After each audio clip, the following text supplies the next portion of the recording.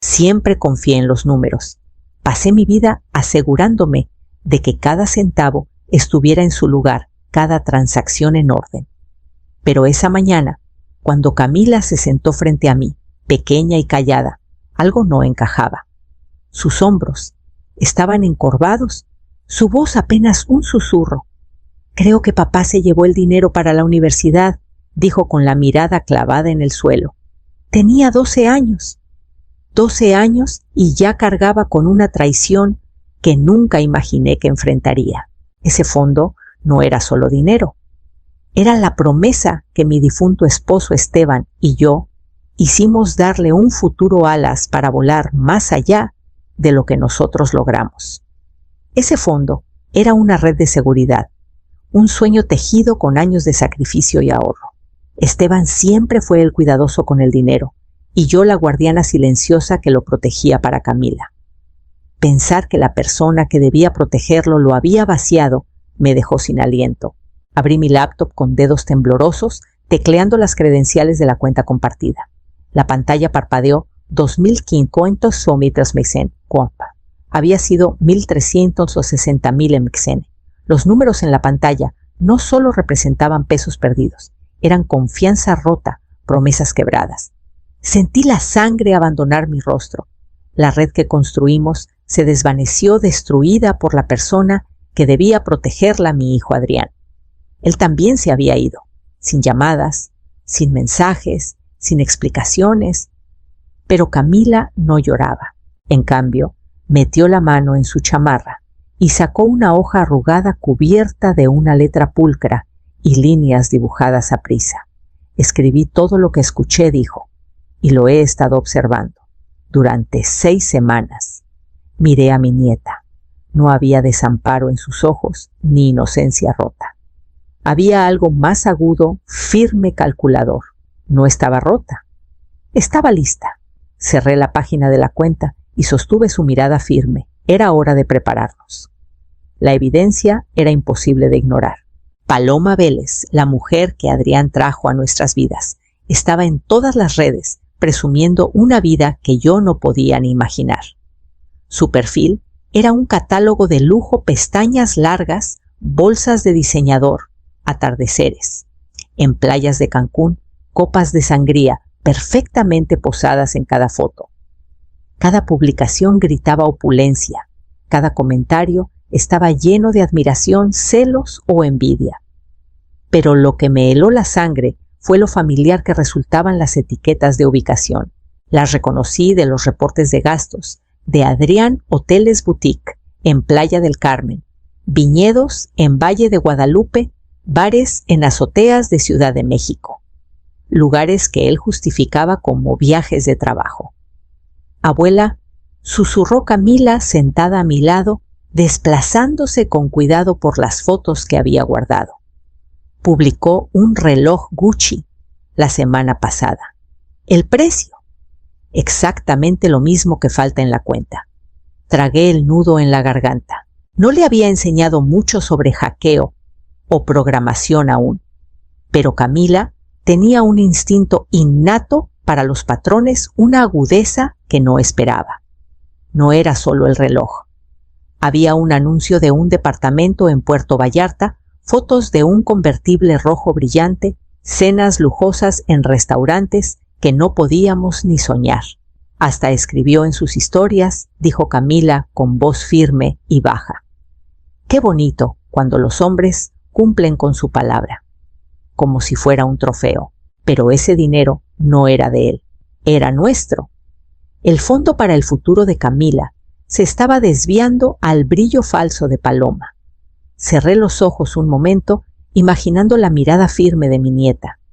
Había algo inquietante en esa sonrisa, como una mujer parada orgullosa sobre cimientos de sueños robados. La voz de Camila cortó el silencio. Abuela, ¿qué clase de persona sonríe mientras vive del futuro de alguien más? Esa pregunta se quedó conmigo mientras planeábamos nuestro siguiente paso. Necesitábamos investigar más a fondo y descubrir hasta dónde había llegado Adrián. Al principio pensé que Adrián solo había vaciado el fondo para la universidad, gastando el dinero como tantos derrochadores. Pero al revisar los documentos que Camila había reunido en secreto durante semanas, una verdad más oscura se reveló. Ahí estaba una carta de preaprobación hipotecaria con el nombre de Camila en grande. Pero no era solo eso. También había una solicitud secundaria vinculada a mi número de seguro social con una firma fantasma que me ataba sin mi consentimiento. Nos había usado a ambas, hija y abuela, como peones sin saberlo en su juego. Me quedé helada mirando la pantalla mientras un escalofrío recorría mis venas. Esto ya no era solo traición, era fraude.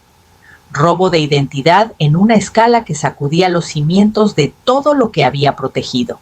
No solo robó dinero.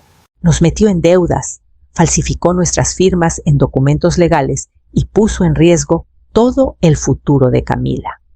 Abuela, ¿llamamos a la policía?, preguntó Camila en voz baja. Negué con la cabeza. Aún no dije, aunque mi mente corría. Hay que ser listas, cuidadosas. Estaba retirada, sí, pero no olvidada, no oxidada. Mis años en ciberseguridad me dejaron con respaldos discos encriptados y contraseñas que solo yo podía descifrar. Mi vieja estación de trabajo, guardada en un gabinete cerrado, no había visto la luz en 5 años, pero aún tenía acceso a sistemas federales, reliquias de una vida pasada que ahora podrían salvarnos. La encendí. El zumbido de la máquina despertó viejos instintos. Era como volver a un campo de batalla que no esperaba pelear de nuevo. La mujer que pensaban lenta, rota y desconectada estaba a punto de demostrarles lo contrario. Camila me observaba con ojos grandes pero firmes. Juntas desentrañaríamos esta red. La siguiente pregunta era clara. ¿Qué estaba escondiendo Adrián? ¿Y qué tan profundo era su engaño? Abrí el archivero azul en mi estudio escondido tras libros de códigos, documentos fiscales y carpetas con tinta desvaída.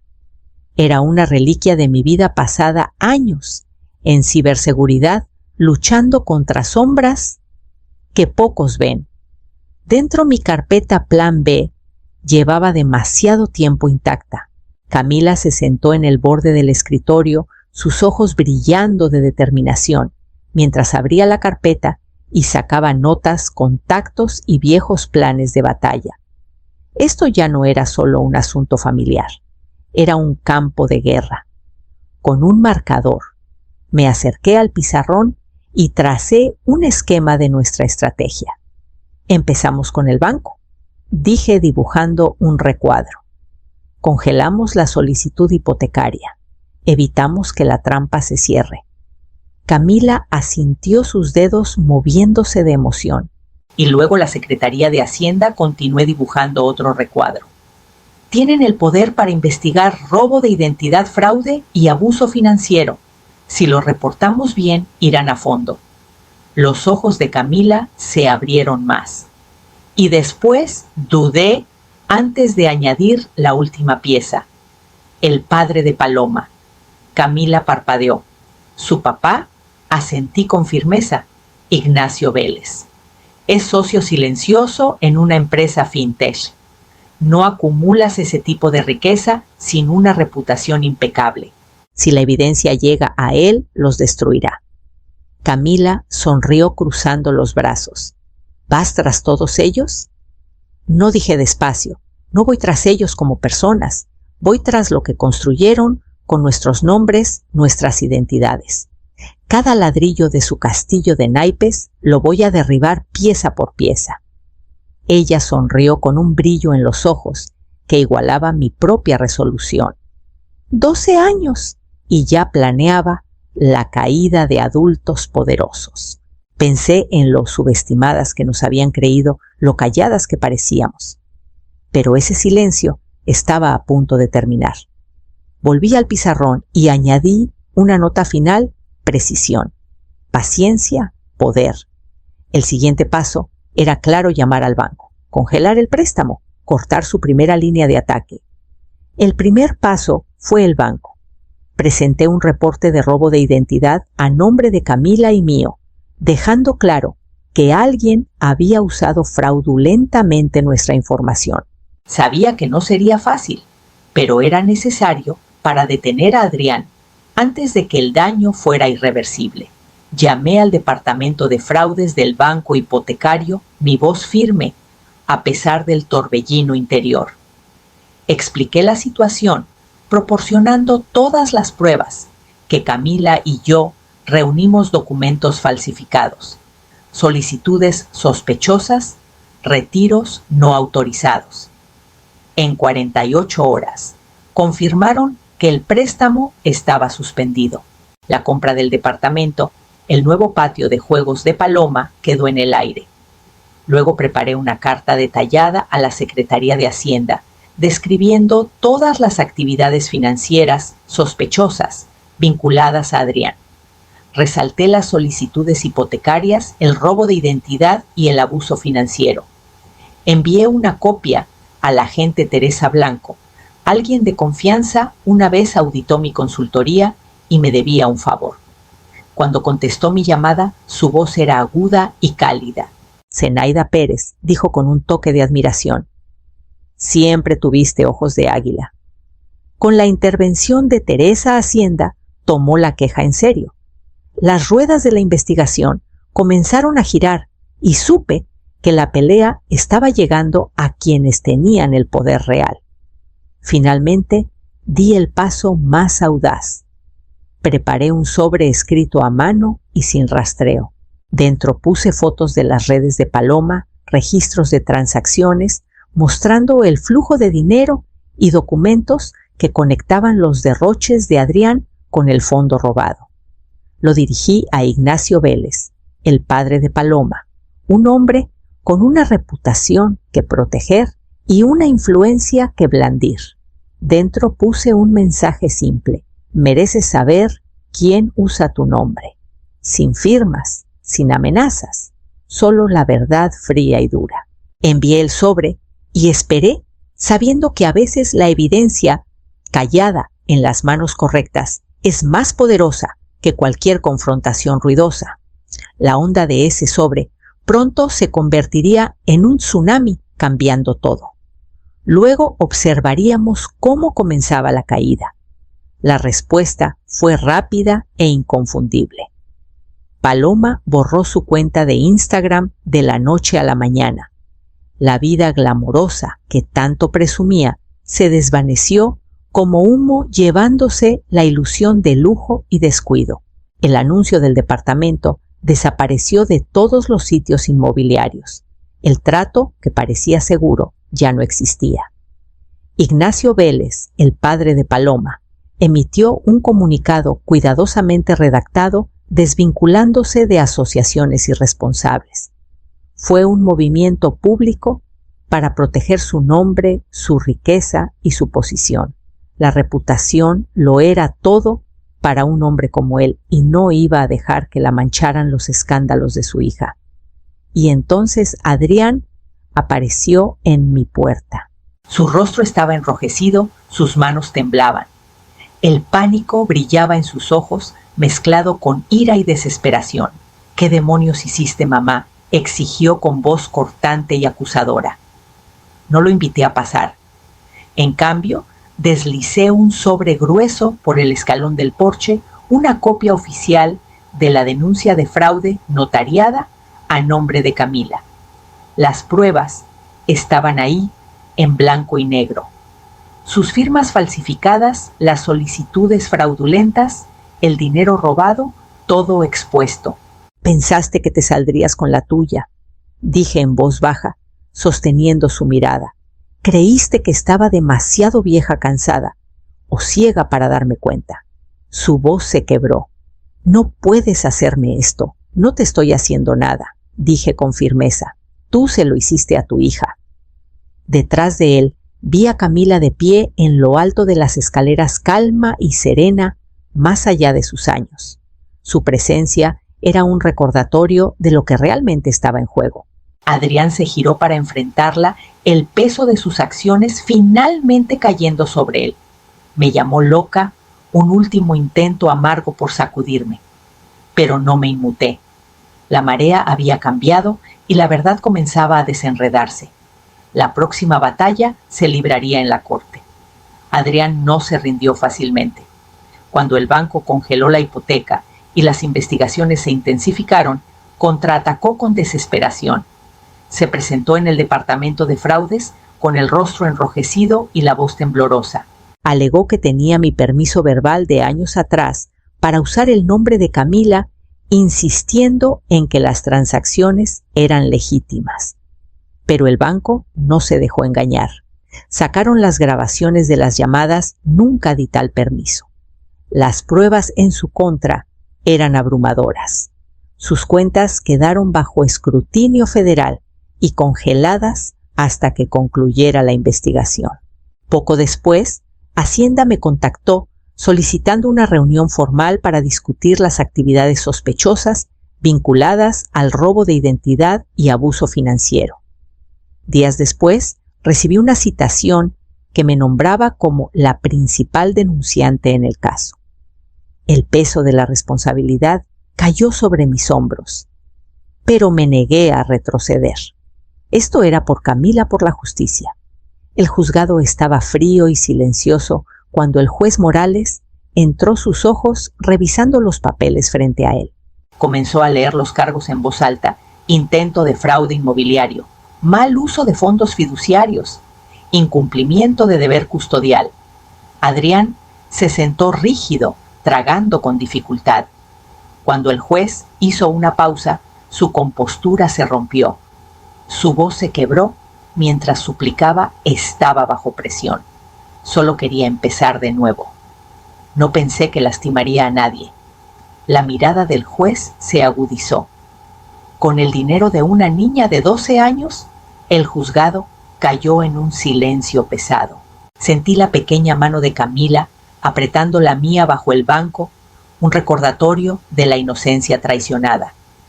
La justicia no es ruidosa ni ostentosa.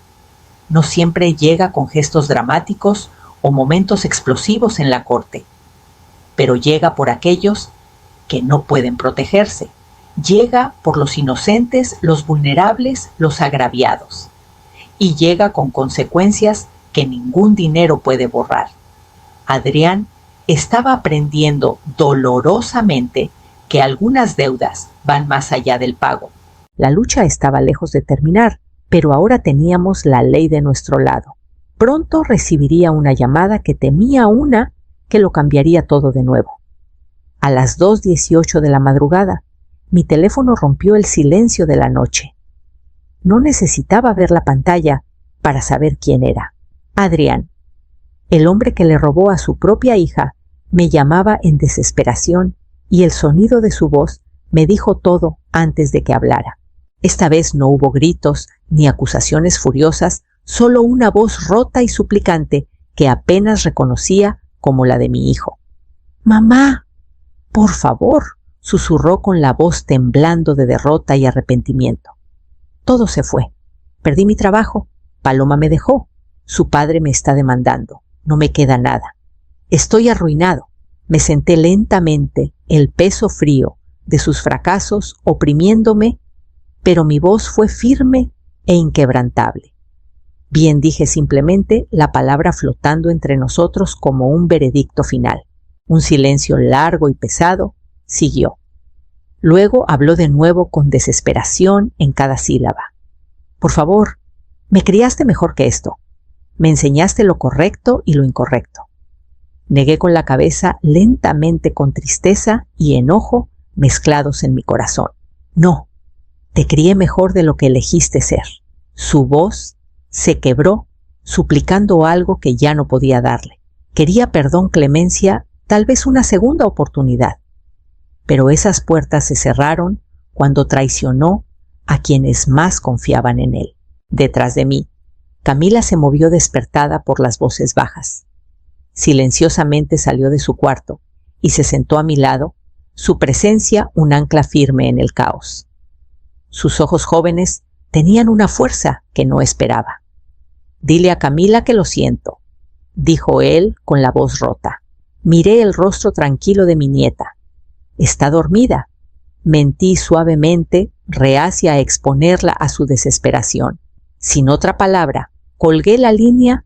Se cortó con una finalidad que resonó en el silencio de la noche.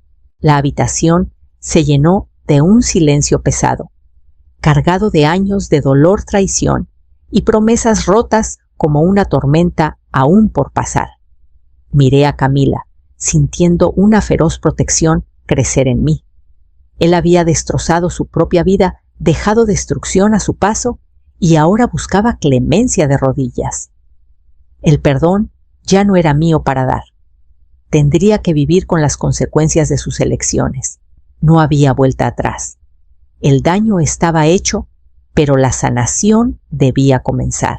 Los siguientes pasos se enfocarían en restaurar lo perdido y proteger el futuro de Camila sin importar el costo. Respiré hondo y saqué de mis ahorros cada peso que pude para restaurar el fondo universitario. No era una suma pequeña, pero proteger el futuro de Camila valía cualquier sacrificio. Transferí el dinero a un plan 529 seguro con supervisión estricta. El nombre de Camila estaba en la cuenta, pero yo mantuve acceso dual. Hasta que estuviera lista, sería la custodia protegiéndola de cualquier daño futuro. Semanas después, Hacienda me contactó de nuevo. Algunos activos de Adrián habían sido confiscados como parte de la investigación. Me informaron que podía presentar una reclamación para recuperar los fondos perdidos por el fraude, pero decliné. No quería su dinero. Lo que quería era paz, seguridad y distancia de un hombre que había roto nuestra confianza por completo. Camila llegó a casa una tarde con el rostro iluminado de emoción. Sostenía un certificado en las manos, el premio al primer lugar en un desafío regional de programación. El orgullo en sus ojos era inconfundible. «Este es para el abuelo», dijo suavemente, entregándome el certificado. Sonreí, sintiendo un calor extenderse en mí. Ese trofeo no era solo un premio, era un símbolo de resiliencia y esperanza, prueba de que a pesar de todo, ella seguía adelante. Era un futuro construido con honestidad y determinación, no con mentiras y robos. Al verla, entendí que sanar no se trataba de venganza ni amargura. Se trataba de nutrir a la siguiente generación, enseñarles a superar el dolor, a construir algo mejor. Pensé en lo lejos que habíamos llegado de miedos susurrados y fondos robados a victorias calladas y nuevos comienzos. El camino por delante aún era largo, pero este era el cimiento, sólido e inquebrantable. El futuro de Camila ya no era un sueño frágil, sino una promesa que protegería ferozmente. Y con esa promesa venía la responsabilidad de cerrar la puerta al pasado para siempre. Esa semana me senté con mi abogado y reescribí mi testamento. El nombre de Adrián ya no aparecía en ninguna parte. El fideicomiso, con el fondo universitario de Camila, ahora tenía una capa adicional de protección. A los 18, ella tendría acceso parcial. A los 21, control total. Hasta entonces yo sería la única custodia, la guardiana de su futuro. En la mesa de la cocina había un último sobre. Lo dirigí a Adrián. Dentro puse un solo recibo bancario sellado con fondo restaurado. Sin cartas largas, sin explicaciones. Solo una nota adhesiva que decía «Lo desarmaste». Lo volví a armar. ZP doblé el sobre con cuidado y lo envié sin ceremonia, sin alarde, sin confrontación. El silencio era la respuesta más poderosa. Esa noche, mientras Camila revolvía su chocolate caliente junto a la ventana, observé su expresión tranquila y sentí una profunda satisfacción. Habíamos reconstruido algo mucho más valioso que el dinero. Habíamos reconstruido confianza, seguridad y esperanza, un legado recuperado en silencio, con determinación, sin ruido ni espectáculo. Ella me sonrió sin saber de las batallas que habíamos peleado y ganado, y supe que esto era solo el comienzo de su historia, no de la mía. El futuro se extendía ante nosotras, incierto sí, pero nuestro para proteger.